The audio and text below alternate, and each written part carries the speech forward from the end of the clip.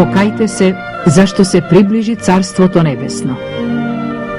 Така запишале евангелистите Матеја, Марко, Јован и Лука за проповедта на свети Јован Крстител. Така и со тие зборови и Христос ја започнал својата проповед. Во деновите на цар Ирод, кој ја управуваше Јудеја од 30-та година пред Христовото раѓање, во градот Хеврон живееше свештеник по име Захарий, од родот Авијанов. Жена му беше од керките Аронови и се викаше Елисавета, братучеда на света Ана, мајката на света Богородица. Захарий и Елисавета беа праведни пред Бога, во напредната возраст и немаа рожба.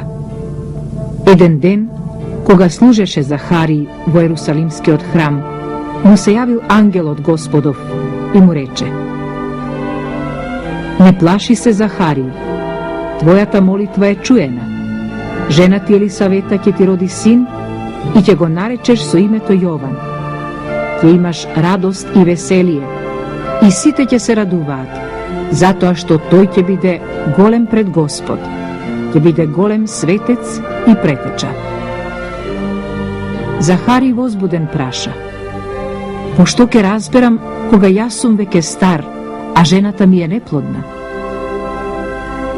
Јас сум Гаврил, пратен од Бога, да те известам дека ќе имате син, а ти ќе молчиш и не ќе можеш да зборуваш до денот кога тоа ќе се случи.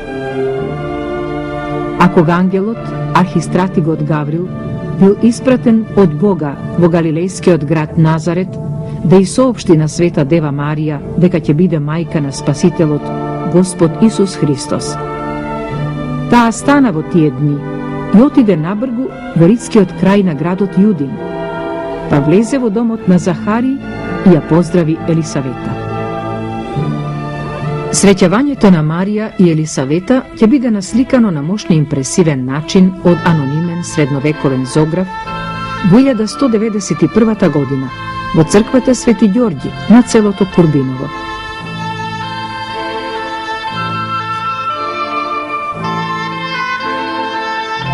На јужниот зид, во втората зона, во природна големина се насликани Марија и Елисавета, и двете во прегратки.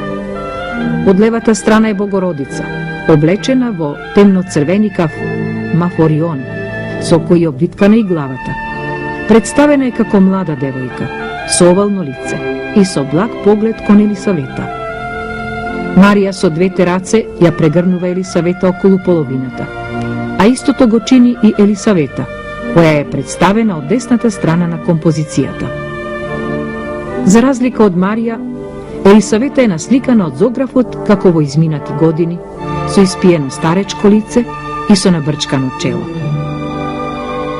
Елисавета е облечена во фустан со темно-маслинеста боја, а со истиот е завиткана и главата, но со видливи бели коси кои се надзираат. Покрај прегратките кои ги прават со двете раце, нивните образи се доближени еден до друг, изразувајќи ја срдечноста на двете за нивното среќавање. Во заднината на оваа композиција е архитектура со две средновековни одбрамбени кули, кои во горниот дел завршуваат со пирамидални куполи. Среќавањето на Марија и Елисавета ќе биде илустрирано и во Охридската црква Света Богородица Перивлептос, денешен Свети Климент, од познатите средновековни зографи Михаил и Евтихий. И овде е прикажан моментот кога се гушкаат Марија и Елисавета. Лево е Марија, која стои на постолје со три скали, и наведната ја прегрнува Елисавета со двете раце околу половината, а лицата им се доближени едно до друго, како и на фреската во Курбиново. Откако Марија го напушти домот на Захарий и Елисавета, дојде денот кога Елисавета требаше да роди. И таа роди син. Тие моменти зографите ги представат во повеќе сцени на зидните површини во нашите цркви и манастири, како и на предстолните икони со представата на Свети Јован Крстител, со повеќе детали од животот на пророкот и светителот. Содржините на сцените се богато илустрирани, со израз на смирени ликови, на богата церемонијалност на настаните, до умерена драматичност на случувањата. Елисавета е представена како седи на породилниот кревет, покриена до половина со богато украсен прекривач. Таа е облечена во свечена сина горна облека и гледа со смирен поглед кон присутните. Над нејзината глава зографот напишал «Рождество претечино», со кое сакал да ја објасни сцената, дека станува збор за раѓањето на дете пред Христа и се уште не му е дадено името. Во оваа сцена има детали што ја збогатуваат содржината на дејствието што се одвива.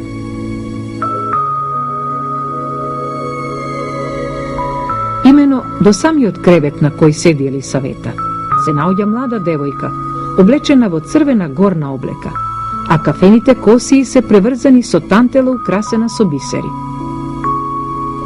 Девојката е во став како коленичи и со поглед кон Елисавета. Друга девојка пак стои над родилката за да й помогне. Десно од креветот е улката на новороденчето, над која е испишана сигнатурата Јован. До самата лулка е насликана девојка која е во став како го бања бебето во еден поширок бакарен сад полн со вода. Девојката е представена во свечен црвен фустан. Композицијата со повеќе сцени од животот на Јована е збогатена со уште еден детал – ликови на двајца старци со бели бради и капи на главите. Едниот од нив е Захари, таткото на новородениот син, и над него пишува Захарија.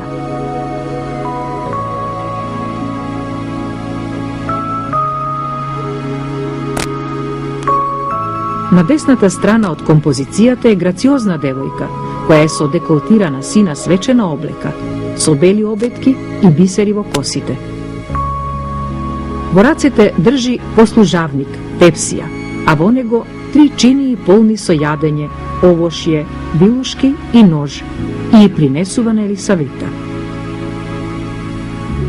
На 8-миот ден дојдоа роднините на Елисавета и оние кои живееа околу, да ја споделат радоста што Господ ја удостоил со својата милост и сакаа на бебето да му го дадат името на татко му Захарија.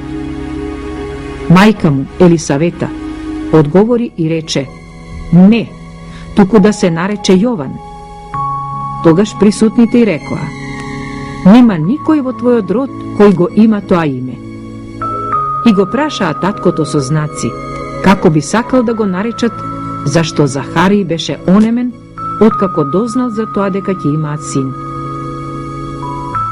Тој побара плочка и напиша: Јован му е името.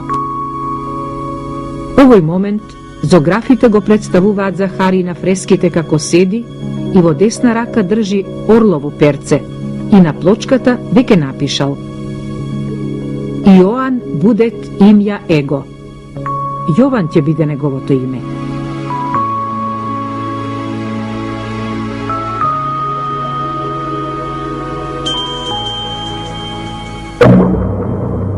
Детето Јован растеше и крепнеше, но поради теророт на римските власти над христијаните и стравот од колежот на децата, мајката Елисавета го однесе Јована во пустината. Таму Јован остана до своите зрели години, хранејки се со скакулци и со див мед. Во 28-та година од нашата ера, Јован ја напуштил пустината и почнал јавно да настапува како пророк.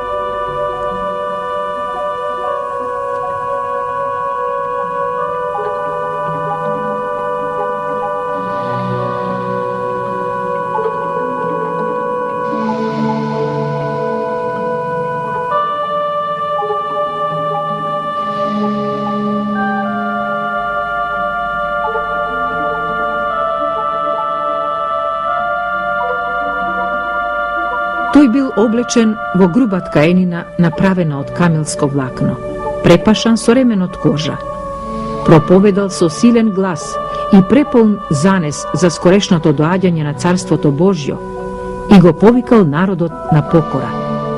на оние што ќе се крштеваат со него во водите на реката Јордан, им ветувал проштевање на гревовите и влегување во идното Божјо царство на земјава. Тогаш од Ерусалим, од цела Јудеја и од целиот крај Јордански доаѓаа кај него и се крштеваа во реката Јордан, исповедувајќи ги своите гревови. Јован им одговараше на сите велејки: Јас ве крштевам со вода, но иде посилен од мене, кому не сум достоен да му ги врзам ни ременчињата на неговите сандали. Тој ќе ве крсти со Дух Свети и со оган. Дојде и Исус од Галилеја на реката Јордан при Јована, за да го крсти и него. А Јован го одвраќаше, велејки: Јас треба од тебе да бидам крстен, а ти при мене ли идеш?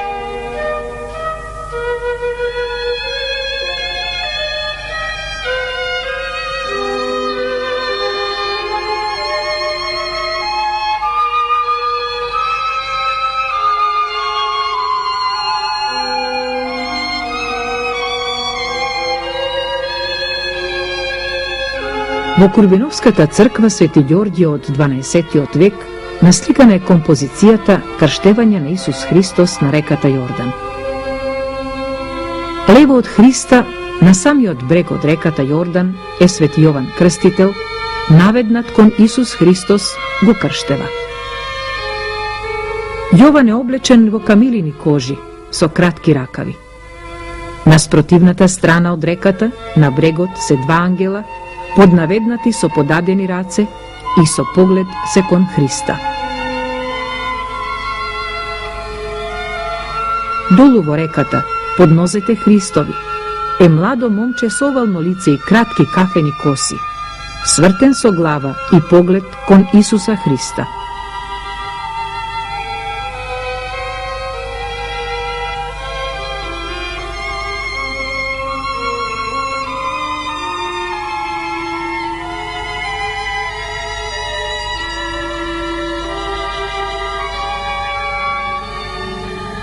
Во тоа време, царот Ирод чу се што се случуваше. Поради тоа што околу Јована доаѓаше маса народ од сите страни, царот Ирод се исплаши од влијанието на таков човек кој би можел да предизвика востание кај народот. И Јован беше окован во синџири, испратен во тврдината Махерус, една од многобројните тврдини кои Ирод ги изградил во Палестина. При едно патување во Рим, Ирод се запозна со жената на својот брат Филип. Се зближи со неа дотаму што дури ја побара за жена. Иродијада прифати. Во тој брак, Иродијада ја доведе и својата ќерка од бракот со Филип, Салома. Тетрархот Ирод Антипа имаше уште една причина да го затвори Јована во граничната тврдина Махерус, кога овој го обвинил за тоа дека извршил родосквернавење, зашто ја зеде Иродијада, жената на својот брат, и се ожени за неа. Бидејќи тој брак е недопустлив од Мојсеевиот закон, Јован Крстител според Евангелијата покрена тешко обвинување против царот Ирод, а според мислењето на разгневената Иродијада, тоа е престап на Јован Крстител и може да се искупи само со смрт.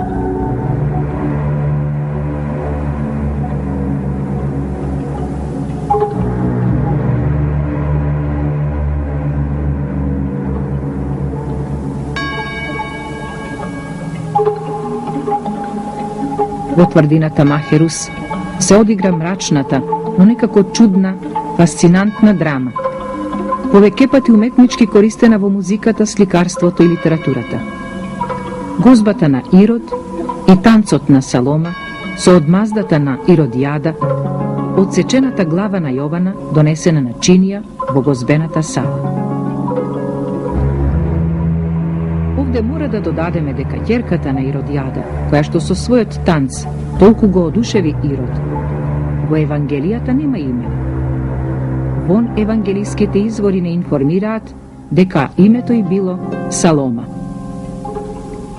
Немаше исто така да знаеме за местото на Јовановото погубување, ако Јосиф Флавиј не информираше дека тоа било граничната тврдина Махерус, место каде што Јован требало да го заврши својот живот, во мрачен и див крај, на источниот брег на Мртвото море. Место кое со никаков пат не е поврзано со светот. И секој што ќе чуе за отсечувањето на главата на Јован Крстител, со него го врзува името на Салома, ќерката на Иродијада, која по танцот, а по желба на својата мајка, како награда ја посакала главата на Јован Крстител.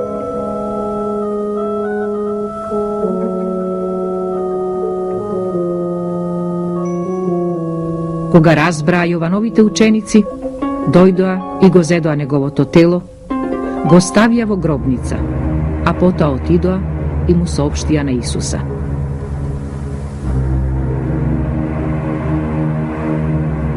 Гозбата на царот Ирод продолжи, а Салома сето време танцуваше со кренати раце, во кои ја држеше чинијата со главата на свети Јован Крстител.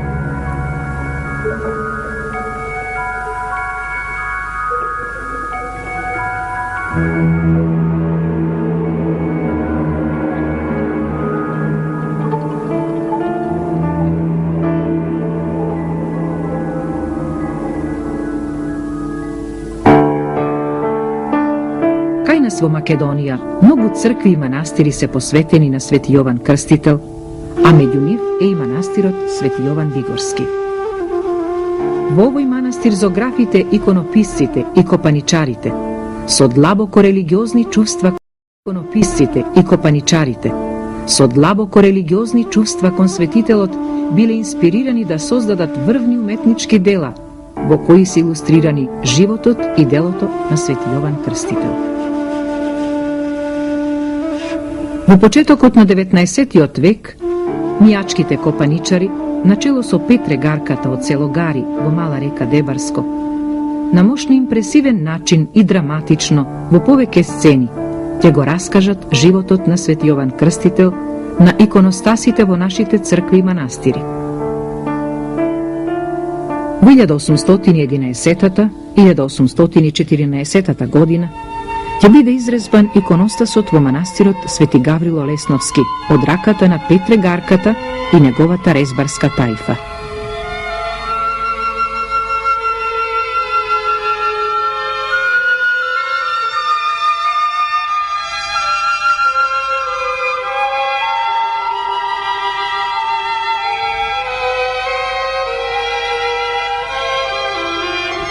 Централно место на правоаголната табла, под престолната икона на свети Архангел Михаел, зазема сцената усекование на главата на свети Јован Претеча. Прикажан е джелатот со меч враг, а долу е наведнат свети Јован Претеча со отсечената глава. Танчарката Салома е представена со долг плисиран фустан, со круна на главата и со чинија во двете раце, подготвена да ја земе отсечената Јованова глава, која е веќе во левата рака на джелатот и ја подава на Салома. За тоа време, до Салома се свирачите на зурла и тапан, предадени во движење како чукаат на тапан и свират на зурла. Лево од оваа композиција е гозбата на царот Ирод, а под неа танцот на Салома со чинија враце, подготвена да ја прими отсечената глава на светителот Јован. На Лесновскиот иконостас, покрај веќе споменатите сцени, видно место заземаат уште две. Како свети Јован Крстител го изнесуваат од затворот на тврдината Мехарус, на брегот на Мртвото море и отсечувањето на главата.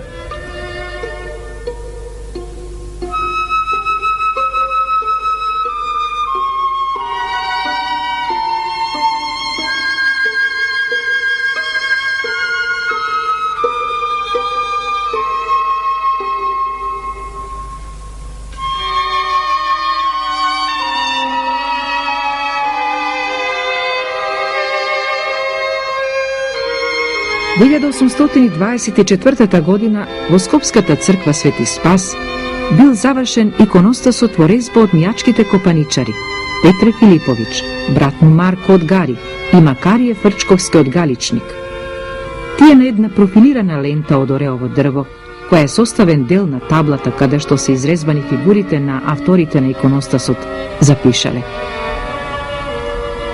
Први мајстор Петре Филипович од Гари, Макарија од Галичник, Марко од Гари, Дебрани од Мала Река, 1824. Резбарската тајфа на Петре Гарката и во оваа црква не пропуштила да го илустрира животот на Свети Јован Претеча. Под престолната икона која го представува Свети Јован Крстител се изработени неколку сцени од неговиот живот. Во барокно изработена рамка централно место зазема композицијата Усекование на главата на Свети Јован Крстител. Лево од оваа композиција е гозбата на царот Ирод со танцот на Салома, а десно е сцената изнесувањето на Јован од темницата. Во овие сцени мијачките копаничари само ќе се обидат да го начнат драматизмот во нивното творештво, иако веќе во известна мера го има во Лесново. Меѓутоа врвно уметничко достигнување и кулминација на душевно чувство има во прикажаното движење на човечките фигури што учествуваат во дејството, така што сцените изгледаат импресивно и драматично. На иконостасот во црквата Свети Спас, замавот на джелатот со мечот се уште не е она силно движење што ќе го изведат истите мајстори копаничари на иконостасот во манастирот Свети Јован Вигорски, ниту пак танцот на Салома, која знае да заигра и да се разигра како вистинска танчарка од Ренесансата. Со ова копаничарите од Река стануваат посмели и пооддалечени од христијанските црковни стеги. Тие ќе си дадат една своја слобода во интерпретирањето на духовните сцени, ќе ги поврзат со обичниот земен живот и на тој начин ќе достигнат совршенство во своето творештво, кое никој од нивните современици на Балканот не ќе може не само да го копира и да го повтори, туку нема ни да се обиде да им се доближи. На иконостасот во црквата Свети Спас во Скопје, Салома е облечена со раскошна мијачка облека, со шамиче во левата рака и со десната на половината како игра на гозбата. Царот Ирод е прикажан со наведната глава пред богатата трпеза со јадење и пиење и е замислен. Тоа кажува дека мајсторите копаничари ја знаеле приказната за пирот на Ирод и неговата потиштеност поради трагедијата што се одигрува, а која тој не успева да ја спречи, и покрај неговите настојувања бидејќи во тоа се неумоливи неговата жена Иродијада и ќерка и Салома.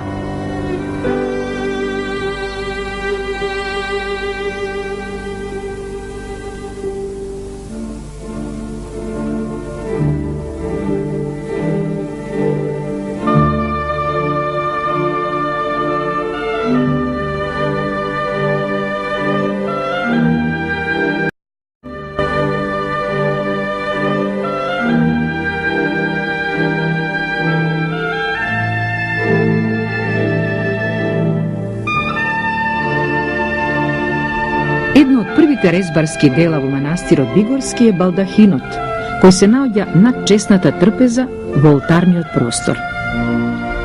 Архимандритот Арсенија од Галичник, тогаш игумен на Бигорскиот манастир, во 1810 година нарачал да се направи балдахин во Елбасан, Албанија, за што платил 2000 гроша. Тоа во манастирскиот поменик игуменот Арсенија ќе го запише.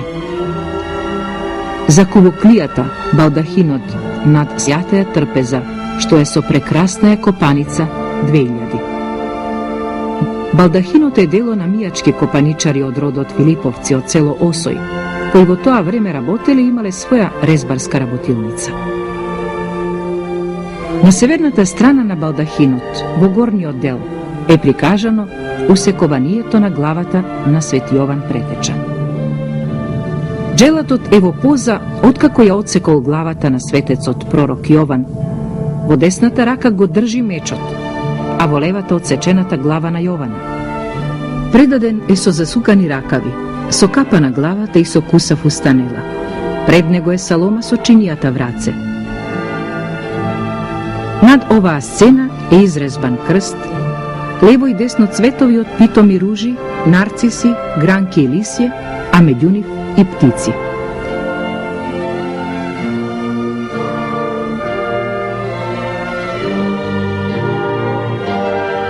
Извонредната убавина на иконостасот на манастирската црква посветена на Свети Јован Крстител е исполнет со многу композиции, сцени и поединечни ликови од Стариот и Новиот Завет.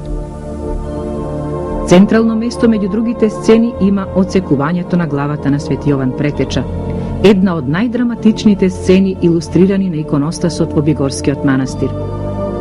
Свети Јован Претеча е прикажан во темницата на тврдината Махерус. Тука е прикажана зандан кулата со мали прозорци со решетки. Потоа како джелатот го изведува Јован Крстител од затворот и како со врзани раце го води кон гилотината. Но најпотресен е моментот што не го пропуштиле копаничарите, кога Свети Јован клечи на колена со врзани раце одзади, а над него джелатот силно замавнува со мечот и му ја сече главата. На другата страна е Салома со чинија враце, која чека да ја земе главата на светителот откако ќе биде отсечена. Додека трае драмата, царот Ирод е прикажан како пирува на богатата трпеза со групи своји советници.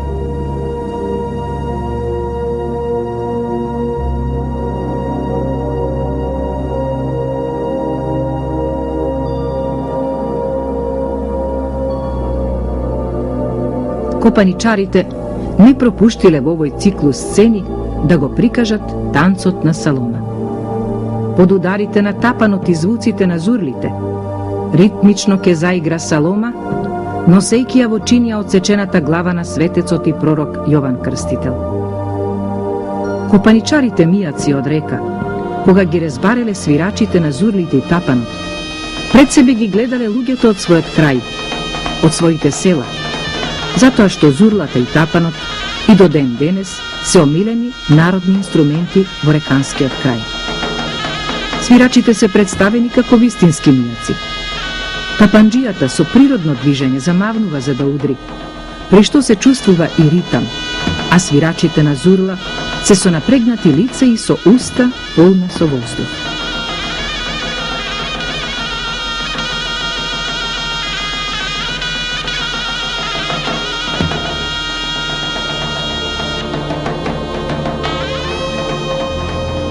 Авторите на иконостасот, покрај драматичните сцени од животот на Свети Јован Крстител, на истата табла, во долниот дел на левиот агол, ја прикажуваат и композицијата Рождество на Свети Јован Крстител. Новороденчето Јован е представено како лежи во лулка. До него е мајка му Елисавета и уште две жени, од кои едната во раката држи шише, а во другата рипида. Такви сцени можела да компонира и да ги прикаже толку импресивно во ореово дрво само тајфата на Петре Гарката. Затоа се смета дека творештвото на мијачките копаничари во манастирот Свети Јован Бигорски представува извонредно уметничко дело. Тоа е истовремено и најмонументално дело по мајсторството на човечки фигури на мијачките копаничари на Балканот. Зографите, иконописците и копаничарите во многу наши цркви и манастири го вековечиле неговото благородно дело. Затоа со векови наназад, а и во иднина, Бигорскиот манастир посветен на неговото име било и ќе биде место за активности за покаяние, покрстување и христијанизирање. Култот кон Свети Јован Крстител и Претеча останува вечен.